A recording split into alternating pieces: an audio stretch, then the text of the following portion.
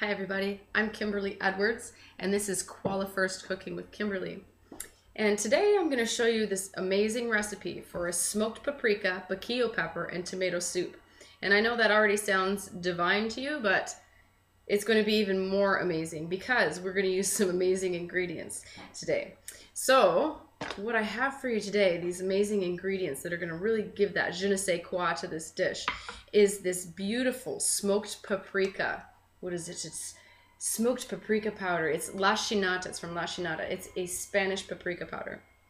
And Qualifirst Foods, they carry this. Make sure you check them out. They carry 3 different varieties of these. This is the sweet variety, and they have a bittersweet as well as a hot variety. So like the Hungarian paprika is very spicy as well.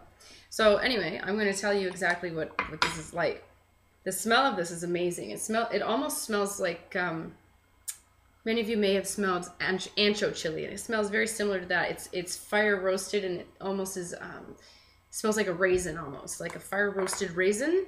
And then these are some beautiful. The recipe calls for piquillo peppers, but we're gonna go one up, and these are fire roasted piquillo peppers, and they're from Royal Command, and they're gonna be amazing. They smell beautiful. They are packaged in an amazing way. These peppers look awesome. And this beautiful vinegar, this is going to finish off and bring everything together. This is called PX vinegar, okay? It's like a balsamic, and it's from the Pedro Jimenez varietal of a grape, okay? And it is aged with this method called the Solara method. And the Solara method, it's very confusing, and it's very, you don't need to know all about it. Anyway, it's a fancy way of brewing, fermenting, and then you replace one barrel with half of a new barrel, and then they pour off the bottles. Anyway, that's what I'm saying. It's very confusing, so just let the pros handle it. And this is PX vinegar, so this is going to be used in the soup as well as something to splash on at the end, okay? So let's get this started. What I have right now is, you can use a frying pan for this, but right now I'm going to use a great big stock pot for my soup anyway, a big soup pot.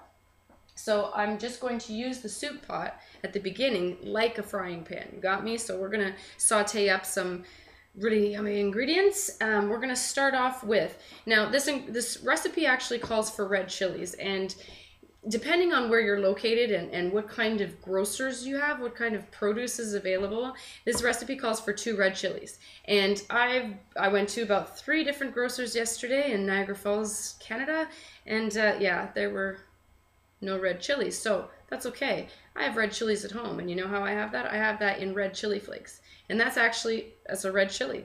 Now be aware that when you use red chili flakes, the ones that come dried, they also have the seeds in them, and the seeds are where a lot of the spice is, the seeds in the veins inside of fresh peppers. So in this recipe, if you were using fresh peppers, please be careful, use gloves if you have to, and don't touch your eyes and your nose or your mouth because you're going to burn yourself. Don't do that. There's spicy peppers, usually red chilies.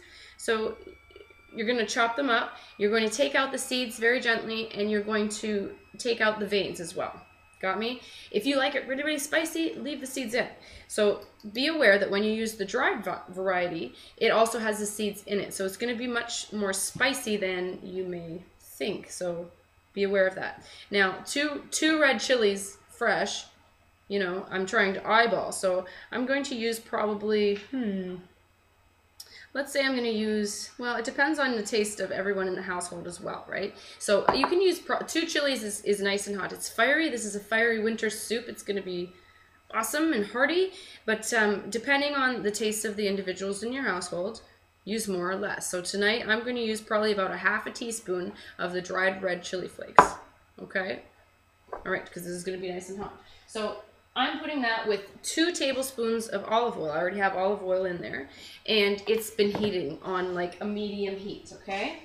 Medium heat. And I'm just going to let those chilies heat up nicely with that olive oil. For 1 second while I talk to you about these other ingredients. Now I'm just going to add a pinch of salt in a second to that. And the other thing we're going to add is 1 clove of garlic, finely minced garlic, okay? You take the peel off, you chop off the little stem, and then you finely mince it with these, man, I got these awesome knives the other day. These are Mercer Renaissance knives. They feel awesome. They're very, very sharp, so I had to be very careful. Be very, very careful with your knives, please. Don't put your fingers in the way. So I've 1 clove of very finely minced garlic, and that's also going to go into this pan. Now, if you're using the fresh chilies, you're going to want to saute them up until they're a little bit softened, okay, in this hot olive oil.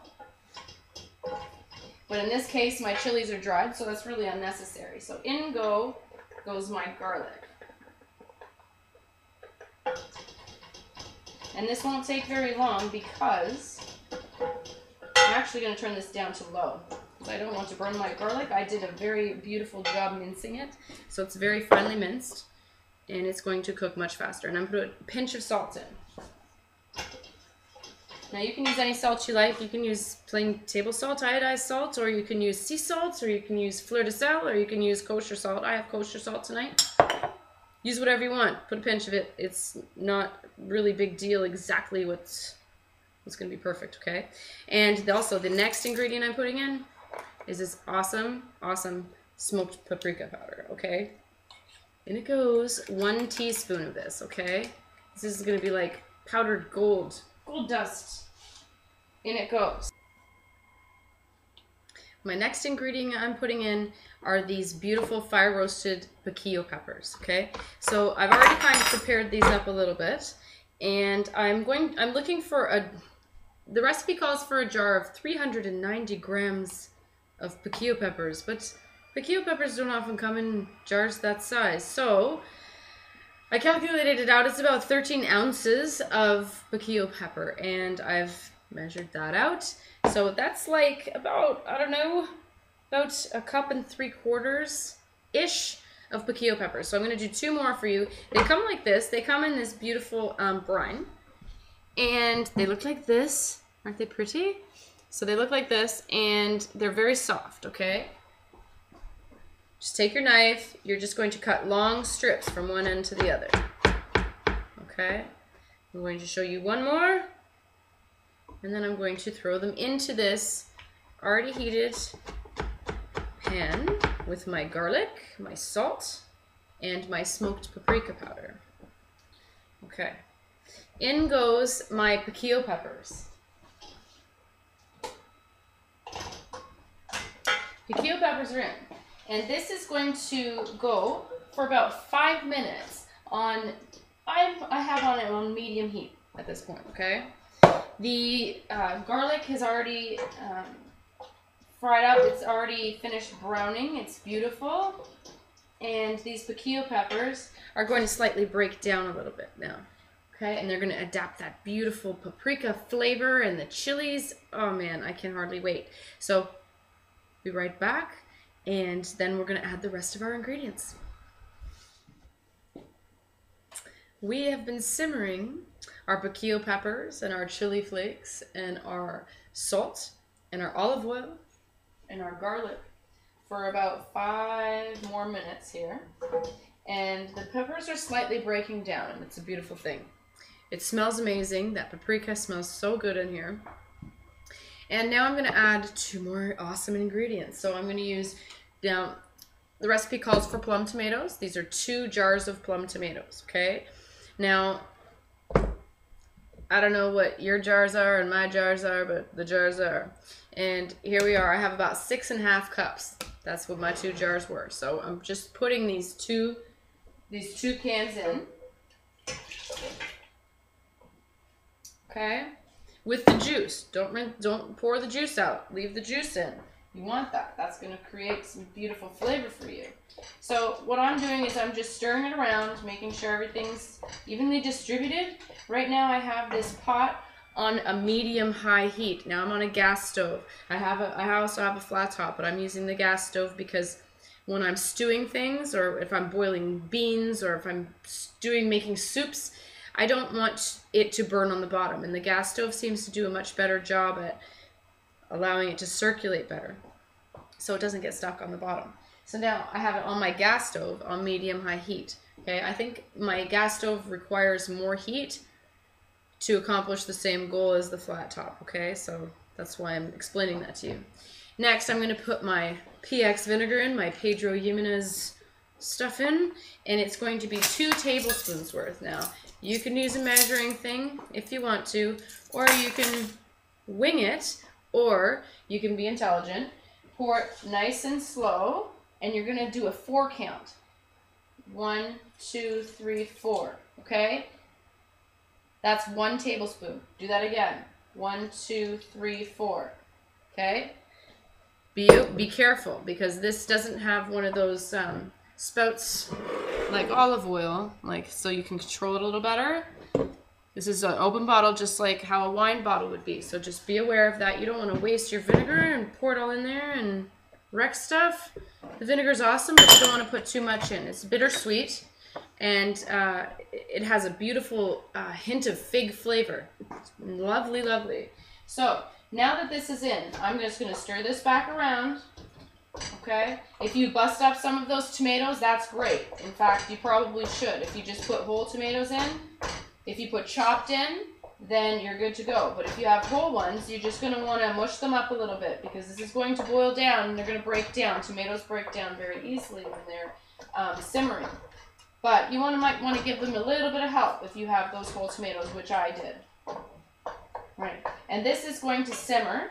I want to, as soon as it reaches a simmer, not a boil. You don't want it like a lava inferno, because it's going to make a big mess and it's just unnecessary.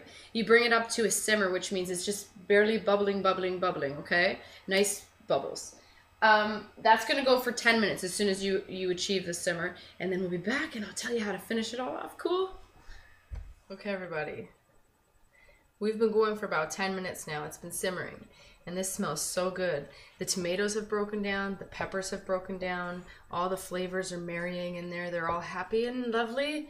And the next thing I'm going to add is some stock, just to, thin it out a little bit, give it a little bit more flavor, round out the flavor a little bit. Now we're going to use chicken stock today, and I'm using, it's almost 2.5 cups, which is 500 milliliters, okay?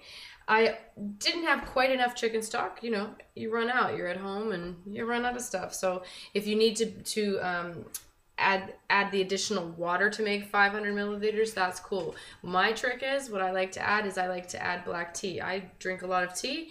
We always have a pot of tea, and it often gets cold, and then you don't drink as cold, but you can still use it. It has more flavor than water, right? So add just the rest of tea if you have that around the house. I don't suggest coffee, because coffee is a very strong flavor, but tea I think you can get away with. So in goes the stock and a little bit of tea. And I'm just going to stir that through, and this is going to go for an additional 15 minutes. This is going to break things down more. It's going to be amazing. So I'll be back in 15 more minutes, and I'm going to show you how to plate this up and how to eat it and talk about it and how awesome it is. I'm going to try it, and I can't wait to taste it, because it smells fantastic. Also, you're going to have to make sure you reseason, so I'm going to show you how to do that too. All right, so 15 more minutes is up now that I've added the chicken stock, okay? And we're ready to plate this. We're ready to eat this. I can't wait. And it is steamy and delicious looking and beautiful. And I did chop up some of those tomatoes and the peppers a little bit, I guess, but it's still like chunky and what I want. It's kind of rustic and beautiful. You don't have to do that. You can use one of those hand blenders and you can whip it up entirely and make it completely smooth. But we're going to try it like this. I'm so excited. I have a feeling this is going to be the best tomato soup I've ever had in my life. All right, so let me move this out the way. Now, again, this is that smoked paprika, piquillo pepper, and tomato soup. And we're going to try this in a hot second. What I'm going to do to doctor this up, what you want to do is you want to drizzle it, just lightly drizzle it with a very nice quality olive oil. Nice fruity one. And couple splashes of this PX vinegar again. Just hit it up like that. I'm so excited. Let's see, so you can see it. All right, I'm gonna stir that up a little bit. I'm gonna try it. It's extremely hot. Don't burn yourself. Don't you just hate it when you burn your tongue and then when you're cooking and then you can't taste your food after? It's such a bummer. Okay, so here we go. Sit tight. Don't laugh if I burn myself.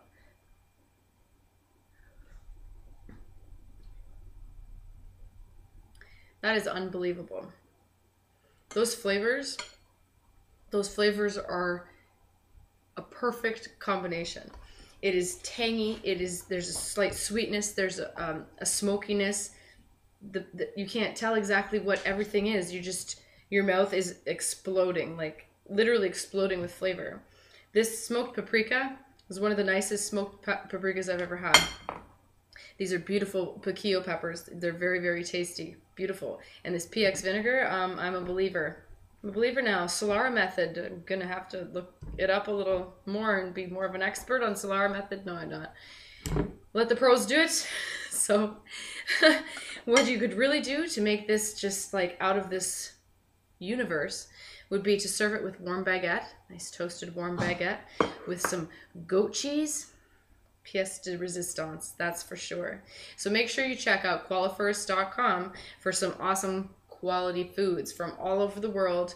Beautiful, like unbelievable flavors. The really authentic ingredients make such a difference as opposed to using just the regular store-bought paprika. This soup wouldn't be what it is. I mean, guaranteed. I'm telling you, trust me, believe me. So anyway, I hope you guys go and check that out.